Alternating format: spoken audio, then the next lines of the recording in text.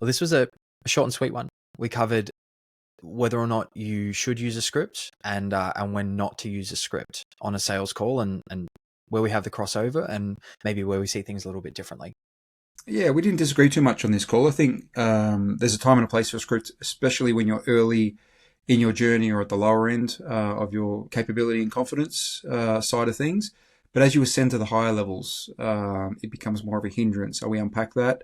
We talked about how you and I, look at a sales call and how we actually run it from a structural point of view, from a script or reference point of view, from a note-taking point of view, from an AI summary point of view. So we get granular.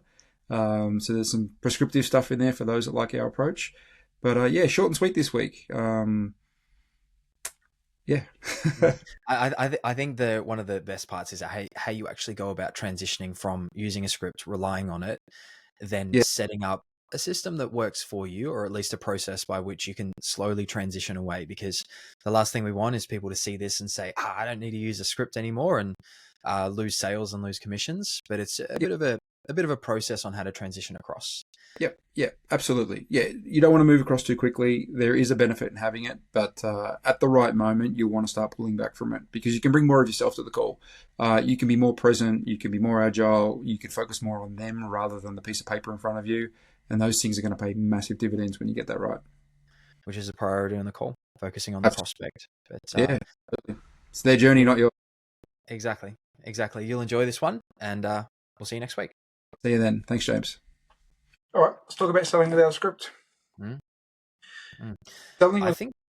think you and I might have slightly differing views, but I think we'll agree on a lot.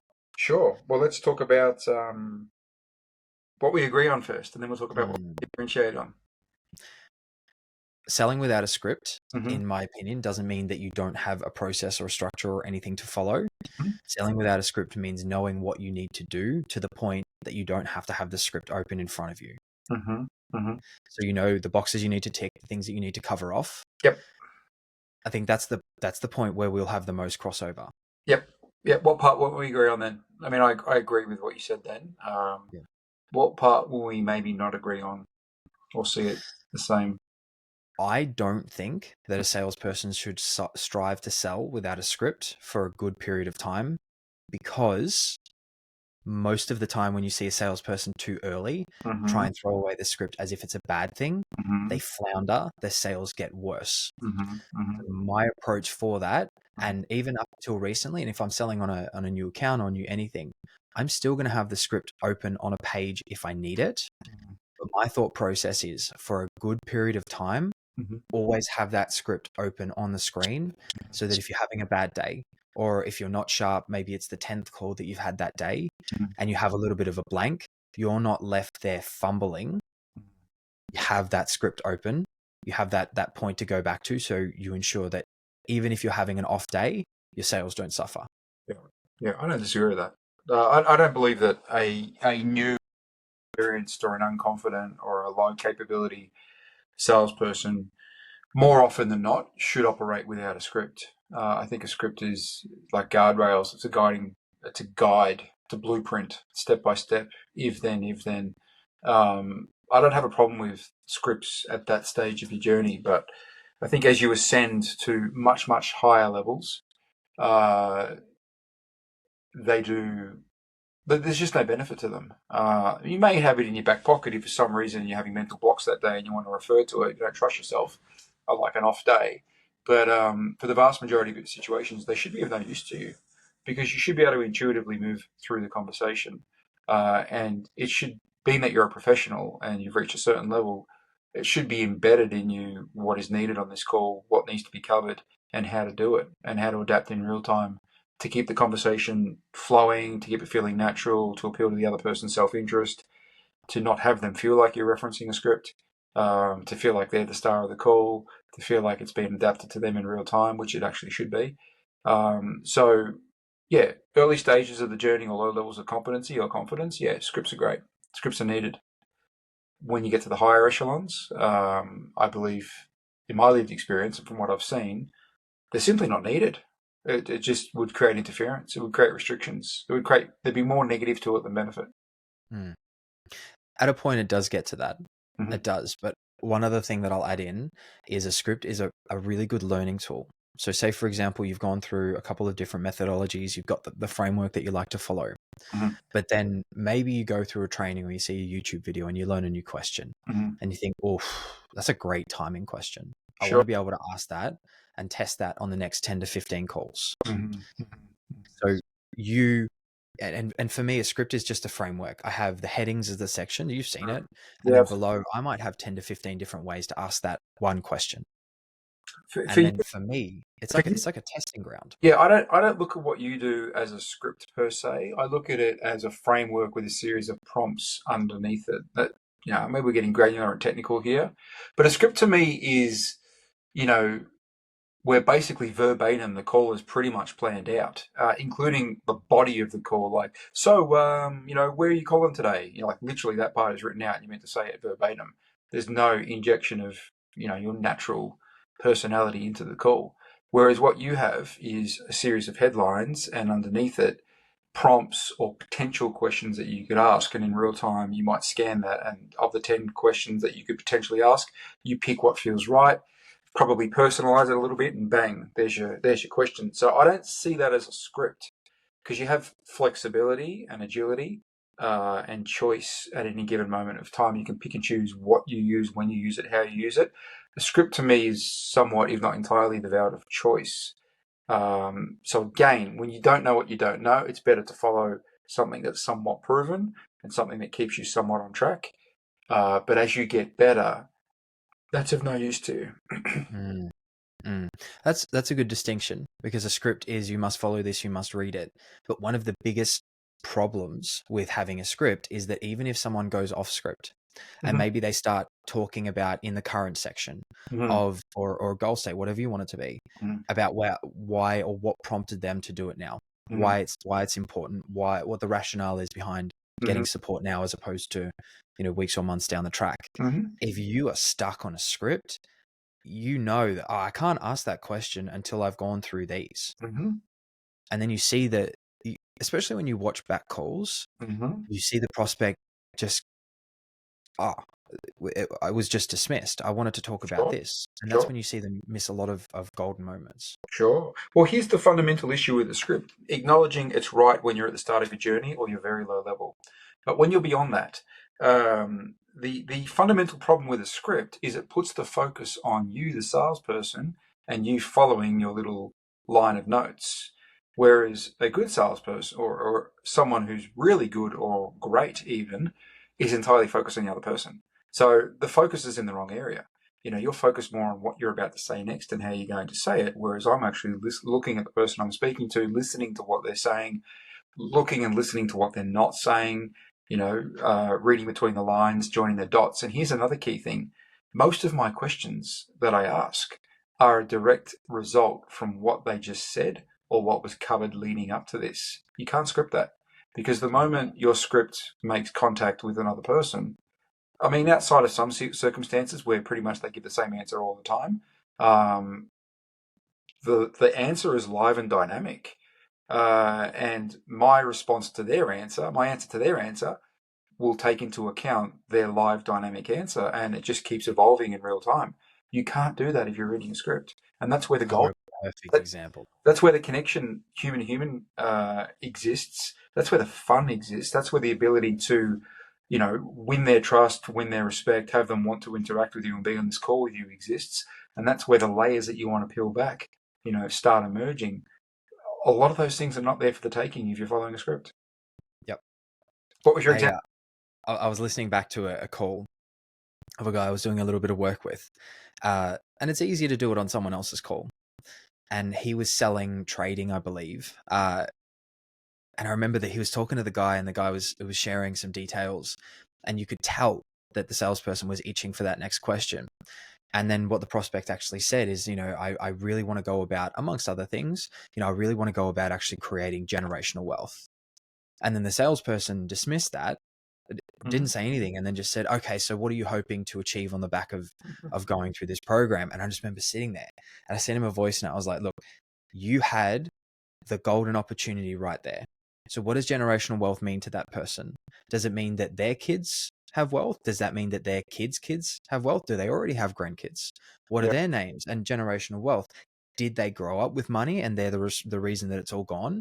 Or Yeah. did they grow up dirt poor and they don't want anyone in their family to experience that? Yeah. That right there Mm-hmm. is what you missed because you were too focused on the script Mm-hmm. as opposed to what the prospect was saying. Sure. Sure. Yeah, absolutely. And who likes speaking to somebody if you don't feel you're being listened and heard and understood? Like, you get bored of that conversation really quickly. So that person then starts to want to hit the exit, either shuts down or starts just going through the motions because they're just being polite, or they literally hit the exit. All of those things are negatives. Whereas on getting it right, on having them feel heard and understood, and considering their response and then building on it, getting them to unpack it further, clarify it, explain the significance, give an example, whatever's appropriate, the conversation comes alive. And emotion starts coming out, connection starts coming out, meaning starts coming out.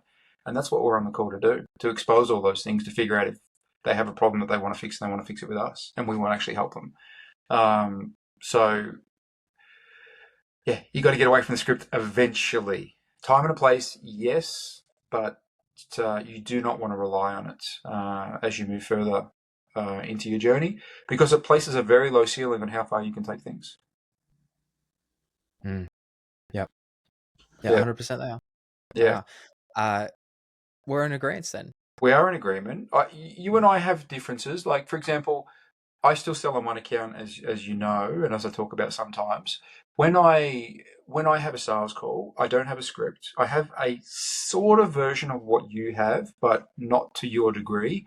So I use HubSpot for the account that I sell for. And for those that are familiar with HubSpot, you can create little prompts that punch out a template in the call notes. So I've got, I think it's like hashtag call notes 2024, need to update it to 25. So at the start of every call, when I connect with somebody, I hit hashtag call notes and then it automatically populates a frame. And all I've got is, I think I've got 4 or 5 headings with a dot point under each one saying ABC, which indicates I can type off it, but it's ready for me to start putting dot points. And it just gives me a structure and it provides a good note-taking mechanism for me. Now, I'm totally open to moving the order of those headlines around. In a perfect world, if I'm in complete control, I'll move from top to bottom. But if the conversation takes me off on a tangent and it's appropriate, I don't mind crisscrossing, zigzagging, doing the 4th one second and all that sort of stuff. But it acts as a prompt so that I keep some degree of structure and have some degree of guidance to my call. But the how of how I get that information and the actual wording that I use is created in real time. It's a conversation. It's based on what I feel intuitively needs to be said or where the conversation needs to go. I'm using all the data points of what they're saying, how they're saying it, what they're not saying, where the gaps emerge. That's formulating my next question. And it's a real conversation. Like, there's no world that exists where they're sitting there thinking this guy's running a checklist and reading a script.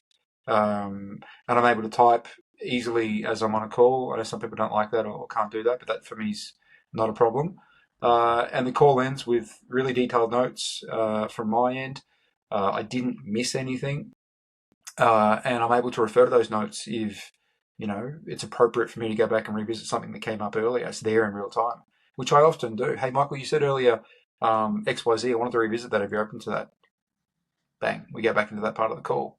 Sometimes strategically, I'll park something. So they'll say something, very much Columbo style, for those that know the old detective show, where he was a detective, obviously, and the potential guilty party would disclose something and he wouldn't necessarily build a question off it right away, keep it in his back pocket, and then later on he'd bring it up. Hey, Michael, how you said earlier about ABC? Can I ask about that now? Like 10 minutes later.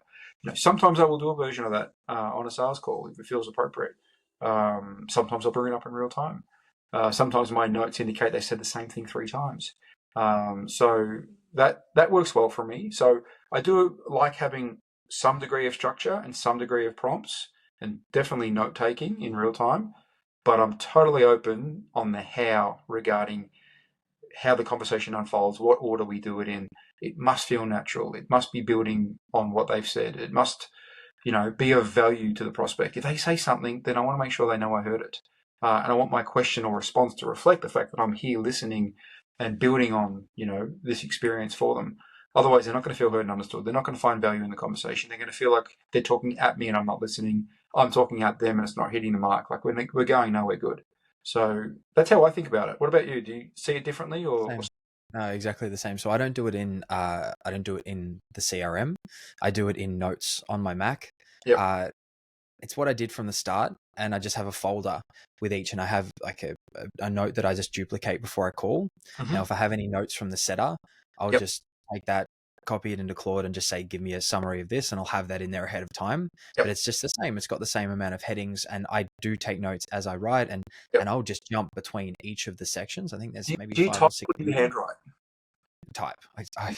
I can't even read my own handwriting. Our good friend Matthew Hooton Mateo, he handwrites, I believe. He's still a hand. Yeah, they're out there. I don't get it. It's I can type literally 10 to 15 times faster than I can handwrite. And if I look at my writing, I don't know what I just did. Yeah. No, so I type everything. Plus, there's the duplication aspect to it. You got to then like type it in after the call. Like, who wants to do that?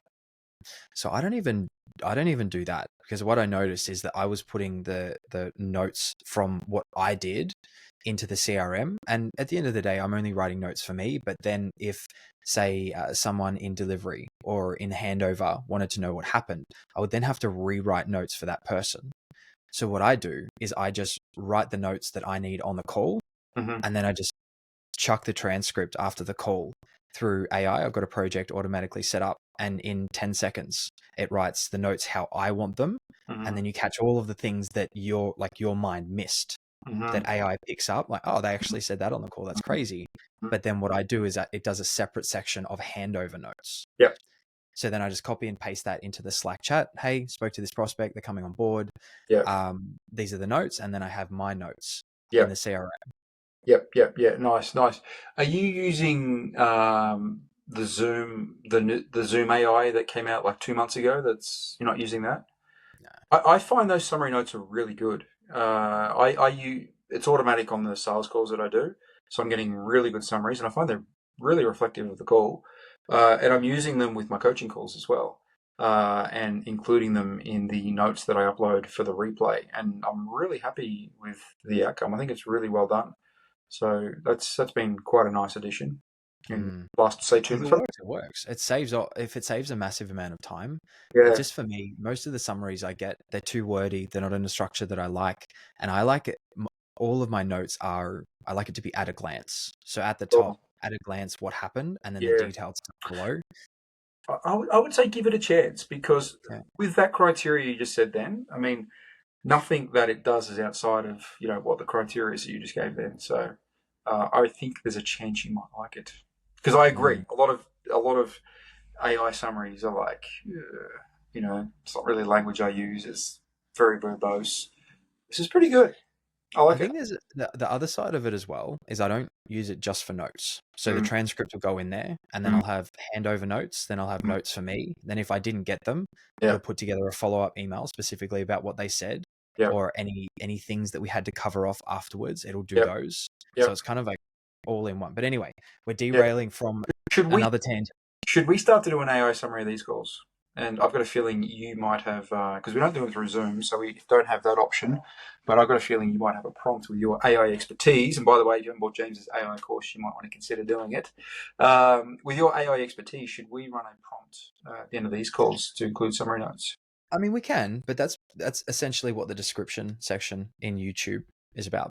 So that section just below, it covers what we spoke about, the main points and the key takeaways. Okay. So we can do more detailed. I mean, anyone watching this, if you want more detailed notes, summary, we try for this one. If you want to weave your magic, for those that don't know, James is an AI whiz and has an AI program. If you want to look at that, I'm sure there's a link in the description. It'll be launched next week, but it will be when most people see this. Why don't we do an AI description post call of this one, and we'll see whether it's worth including in future weeks. Yeah, or not. I think that makes sense.